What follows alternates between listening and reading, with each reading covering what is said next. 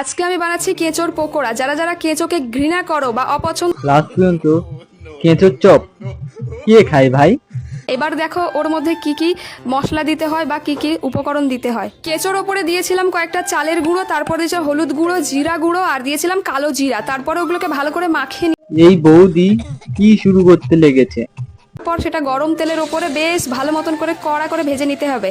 ও হ্যাঁ, আমার কড়াটার ব্যাপারে কিছু কিন্তু তোমরা খারাপ কমেন্ট করো না, কারণ কড়াটার বয়স কিন্তু অনেক অনেক আমার থেকেও অনেক বড় ওই কড়ার বয়স।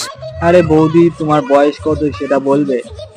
যাবে আমি এরকম ভাবে পরিবেশন করেছিলাম, আর দেখতে কতটা কালারফুল দেখতেই তো পাচ্ছ, মানে বলার কিছু নেই, অসাধারণ। আর পকোড়াটা বড় করে ভেজে তোমরা যেন কেউ এইভাবে ট্রাই করতে যেও না, তাহলে বাড়ি খিস্তি শুনে মরে যেতে হবে তোমাদের।